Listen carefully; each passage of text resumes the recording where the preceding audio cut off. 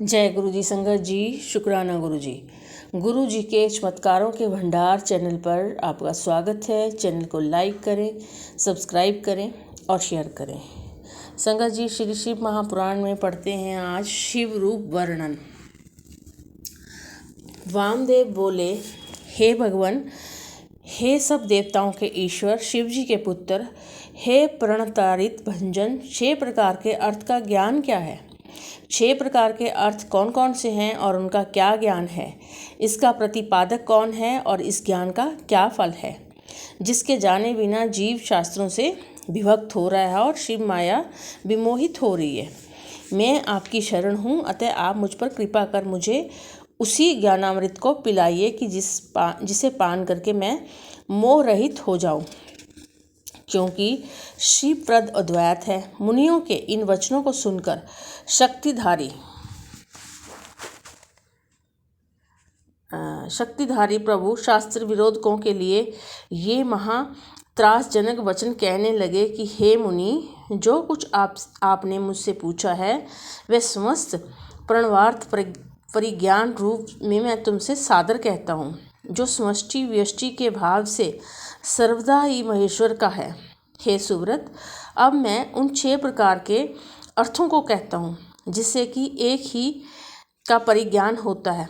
पहला मंत्र रूप, दूसरा मंत्र भाव, तीसरा देवार्थ, चौथा ब्रह्मचार्थ, 5वां गुरु रूप का दिखाया हुआ अर्थ और 6वां शिष्य के आत्म अनुरूप कार्य। यही 6 प्रकार के अर्थ पहले कहे हैं। पहले उस मंत्र के रूप स्वरूप का वर्णन सुनिए, जिससे कि विज्ञान मात्र से पुरुष ज्ञानी हो जाता है। उसका पहला स्वर आकार है, उसके बाद 5वां ओंकार पड़ता है और उसी प्रकार परवम का अंत मकार, यही बिंदु और नारद है। इन्हीं 5 को वेद में ओंकार कहा गया है। ये सदा बिंदु की आदि में है और यही व्यष्टि रूप से सिद्ध हो ओंकार शिव जी का वाचक है। इन्हीं 5 वर्णों की समष्टि और बिंदु आदि 4 का समष्टि कला प्रणव शिव का वाचक है और शिव जी के उपदेश मार्ग से जो उसका विचार है वही मंत्र रूप है। इसी को प्रणवराज कहते हैं, यही शिव का रूप है। शिव जी बोले, अब मैं आपकी सृष्टि की पद्धति के विषय में बतलाता हूँ।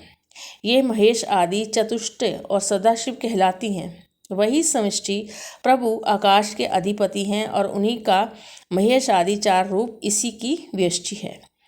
जिन सदाशिव के संहास्य से महेश्वर की उत्पत्ति होती है और जो पुरुष अनंत रूप होने से ही वायु के भी अधिपति हैं, जिसके नाम में माया शक्ति है, जो क्रियाओं के अधिपति हैं और जिनकी इच्छा आदि चतुष्टय व्यष्टि रूप है। ये तिरोभाव भी 2 तरह का होता है, एक रुद्रादि गोचर तथा दूसरा जीव समूह का शरीर रूप। यहाँ पाप पुण्य रूपी शरीर जब तक स्थित है तब तक वह रहता है। यही विभू है, इसी को साक्षात परब्रह्मा कहा गया है। महेश्वर के वर्णों की सेवा करने वाले इसी उत्तम पद को प्राप्त करते हैं। महेश्वर के 1000वें अंश से रुद्र की उत्पत्ति होती है और जो अघोर शरीर के होते हैं, जो समस्त तेज तत्व के स्वामी हैं, जो अपने वाम भाग में गौरी शक्ति को धारण किए हैं और संसार संहार करने वाले हैं। यही शिव जी सृष्टि से युक्त होकर लीला करते रहते हैं। शिव ही सर्वशक्तिमान है, यही सार रूप है। सूत जी बोले, जब इस प्रकार गुरु ने वेदार्थ का उपदेश दिया तो उसे सुनकर मुनि को परमात्मा में संदेह हुआ। तब उन्होंने कहा, हे स्वामिन, आपके श्रीमुख से जो मैंने उकार रूप अमृत का पान किया है, जिससे मेरा ज्ञान दृढ़ हो गया है, फिर भी मैं आपसे कुछ और पूछना चाहता हूँ कि सदाशिव से लेकर कीर्ति पर्यंत ये जो जगत रूप की स्थिति है और जिसमें सदा स्त्री पुरुष रूप से दिखती हैं, इस संसार के लिए वही सनातन देव करता है। यही स्त्री पुरुष नपुंसक रूप और कई हैं, उसका क्या कारण है? जब मुनि ने इस गूढ़ रहस्य को पूछा तो स्कंद जी ने हंसते हुए कहा कि इस गुप्त ज्ञान को शिव जी ने पार्वती से कहा है। हे वामदेव, जिसमें शिव जी इस ज्ञान को पार्वती जी से कह रहे थे, उसमें मैं माँ का दूध पी रहा था। मैं बड़े आनंद से इस प्रसंग को सुन रहा था। अब मैं इसको तुम्हें सुनाता हूँ। स्त्री पुरुष संसार में प्रत्यक्ष दिखाई देता है। सच्चिदानंद ब्रह्मा इन रूपों से सत्य है और वही प्रपंच की निवृत्ति करने वाला है तथा वही शब्द और सदा आत्मा कहलाता है। फिर वही अपने प्रकार से परे होकर जगत का कारण हो जाता है, परंतु वह शिव ही शक्ति आपको प्राप्त हुई है, जिस शिव शक्ति के संयोग से ही आनंद की प्राप्ति होती है। वामदेव जी बोले, हे नाथ, मेरा संशय दूर कीजिए। तब सकंत जी ने कहा, हे मुने, अद्वैत शैवनाद में किसी तरह भी दैत का समावेश नहीं है। ये नश्वर तथा अविनाशी है। इस तरह वह एक ही शिव सच्चिदानंद रूप वाले ब्रह्मा हैं, जिन्हें सर्वज्ञ, सबका कर्ता और त्रिदेवों की उत्पत्ति करने वाला बताया जाता है। शिव जी ही अपनी माया और इच्छा से संकुचित रूप के समान पुरुष हो गए हैं, जिनमें पांचों कला हैं और जो भोगता है वही प्रकृति के गुणों को भोगता है। वही समष्टि, वही चिंत प्रकृति तत्व हैं। फिर इनकी तन्मात्राएं हुई, जिनसे शब्द आदि रूप हुए और जिनसे आकाश, वायु, अग्नि, जल और पृथ्वी की उत्पत्ति हुई। ये ही पंच महाभूत कहलाते हैं। इस तरह वेदांत युक्त वचन सुनकर वामदेव मुनि ने स्कंद जी को नमस्कार किया। शौनकाजी बोले, हे महाभाग सूत जी, वे वामदेव जी धन्य हैं जिनसे इस पावन कथा की उत्पत्ति हुई। तब मुनियों के ये प्रेम गर्भित वचन सुनकर प्रसन्न हो महाप्राज्ञ सूत जी बोले, हे मुनियों, आप लोग धन्य हैं, अतः आप मुझसे उन महात्माओं का संवाद और सुनिए। वामदेव जी ने स्कंद जी से पूछा, हे भगवान, अब आप हमें संप्रदाय के उस ज्ञान को बतलाइए जिसमें बिना जीवों के मुक्ति नहीं होती तथा जिन्हें उपदेश का अधिकार भी नहीं है। इनके और कर्म तथा स्नान इस प्रकार के क्यों हैं? मेरा ये संशय भी दूर कीजिए। स्कंद जी बोले, हे वामदेव जी, अब मैं एक गुप्त रहस्य बताता हूँ।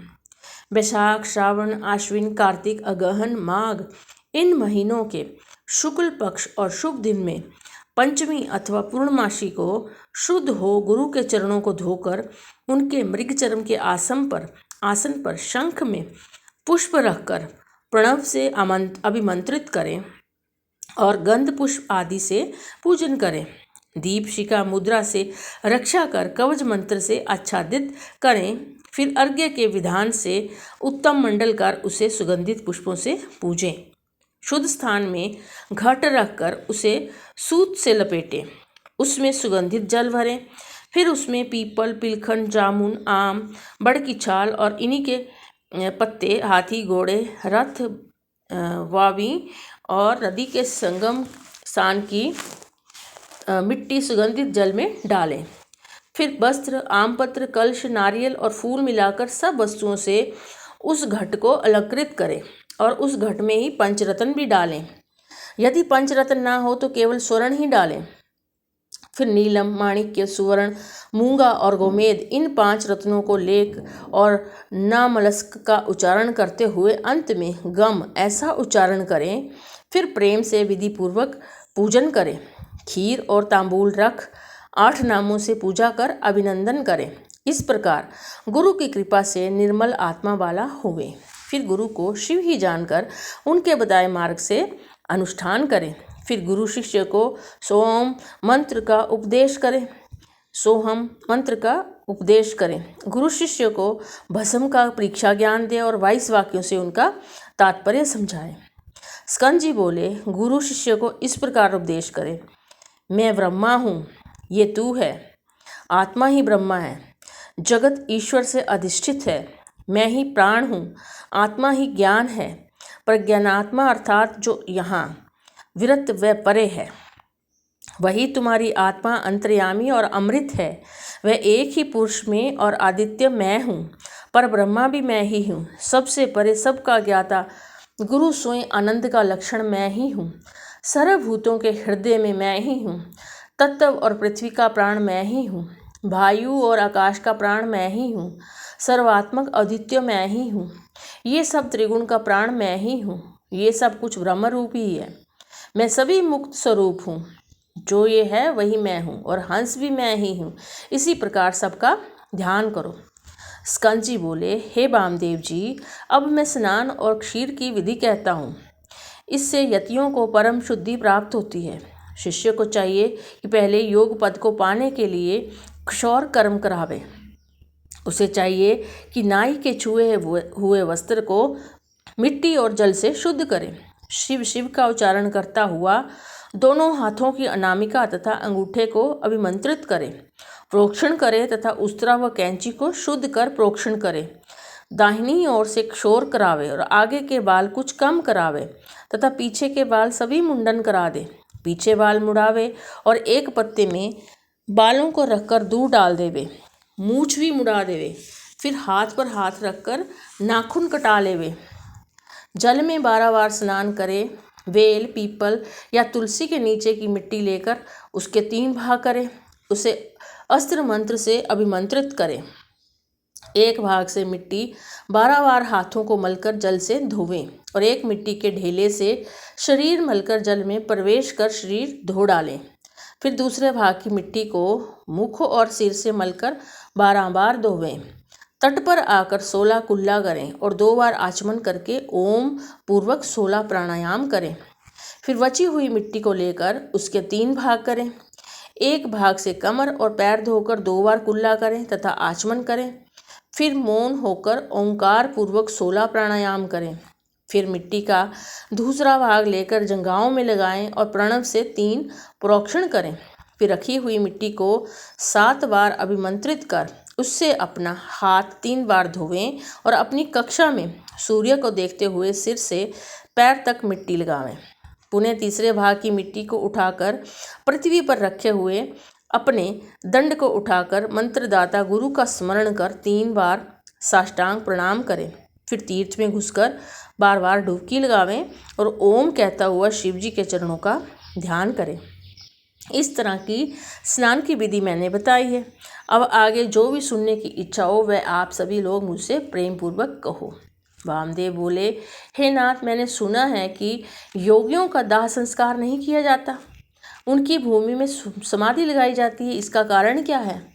स्कंद जी बोले, हे मुनि, ये बड़ी गुहा बात है। इसी तरह का प्रश्न एक बार योगी भृगु जी ने भगवान जी से किया था। इसी संबंध में भगवान शिव ने साक्षात प्रकट होकर जो कथा कही थी उसे मैं तुम्हारे प्रति वर्णन करता हूँ, सो सुनो। इस परम रहस्य को केवल शिव भक्त को ही बतावें, हर किसी से ना कहें। धैर्यवान योगी जिसे समाधि अवस्था प्राप्त हो वही शिव से परिपूर्ण होता है। जो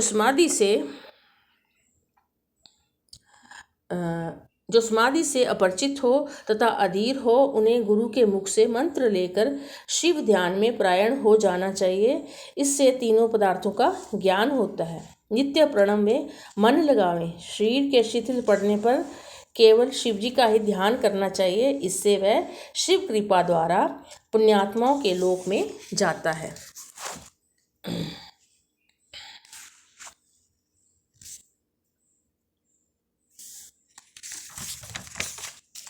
एकादशी पद्धति। स्कंद जी बोले, अब मैं 11वें दिन की जो विधि कही गई है उसे स्नेहपूर्वक आपको कहता हूँ। एक वेदी को शुद्ध लीप कर पूर्व तथा पश्चिम में 5 मंडप बनावें। उसमें पूर्व कहे अनुसार 5 देवों की पूजा करें। इसका विस्तृत विधान है। उनके दिव्य रूप का ध्यान करें। शिव कृपा से क्या सिद्ध नहीं हो सकता। शिव जी ने अपने पास सब कार्य करने वाली, नित्य अनुग्रह करने वाली 5 मूर्तियां स्वीकार कर ली हैं। उनका ध्यान करके शंख के जल से उन्हें अर्घ्य देवें। ओम भूर्भुवः स्वाहा इस मंत्र से प्रोक्षण आदि करें और धूप दीप देकर परिक्रमा करें। नमस्कार कर सिर पर अंजलि बांधकर प्रार्थना करें, हे माताओं, तुम प्रसन्न होकर इस यति को शिव चरणों में रक्षित करो। फिर विसर्जन करके उस प्रसाद को कन्याओं को बांट दें अथवा गौओं को खिला दें या जल में डाल दें, अन्यत्र कहीं भी न डालें। इस तरह उनका श्राद्ध करें। यदि एकादश श्राद्ध नहीं होता, इसमें 4 ब्राह्मणों की पूजा कर शिव समीप में भोजन कराने की विधि अलग है। स्कंद जी बोले, 12वें दिन सुबह उठकर स्नान तथा आत्मिक कर्म करके शिव भक्त यति 6 ब्राह्मणों को आमंत्रित करके मध्याह्न में स्वादिष्ट भोजन करावें। फिर उन्हें परमेश के निकट बिठाकर पंचोकत पूजन कर मौन नमस्कार करें। उसी स्थान में गुरु पूजन का संकल्प करें और कुशा का स्पर्श करें। उनके चरण धोवें और परमेश्वरी रूप गुरु तथा उनके भी गुरु का ध्यान करें। आसन दें। धूप दीप नैवेद्य आदि सारी पूजन सामग्री से विधि को संपन्न करें। नमस्ते कहते हुए नमस्कार करें और देवी आदि मंत्रों से अक्षत छोड़ें। नमस्कार। सर्वना अमृत सुर ऐसा कहें। ब्राह्मणों को भोजन कराकर स्वयं हाथ में जल लेकर उनके हाथ धुलावें। फिर आसन पर बैठाकर तांबूल दक्षिणा छतरी पादुका आसन पंखा चौकी वेणुदंड आदि देवें। परिक्रमा तथा नमस्कार करें। उन्हें द्वार तक पहुँचा कर आएँ। उनके द्वारा लौटाने पर लौटें। ब्राह्मण अतिथियों दीनों अनाथों को भोजन करवाकर स्वयं भोजन करें। इस तरह उत्तम गुरु की आराधना कर बड़े बड़े भोगों को भोगता है। स्कंद जी वामदेव जी को इस तरह उपदेश देकर माता पिता के चरणों में नमस्कार कर कैलाश के शिखर पर चले गए। तब वामदेव जी ने भी स्कंद स्वामी का ही अनुसरण किया और शिव पार्वती जी को शीश नवाकर भक्ति से पूर्ण हो गए। पृथ्वी पर गिरकर अनेक स्रोतों से उनकी स्तुति की। तब उनकी कृपा पाकर वह वहीं रहने लगे। सूत जी बोले, हे मुनियों, आप लोग भी ओंकार महेश्वर को ही शिव जानकर यही विश्वेश्वर का ध्यान करते हुए सुखपूर्वक निवास करो। ऐसा कहकर वे बद्रिका आश्रम को चले गए। तो संगत जी, आज हम यहीं तक का पठन श्रवण करते हैं। कल एकादश खंड पढ़ेंगे। तब तक के लिए जय गुरु जी।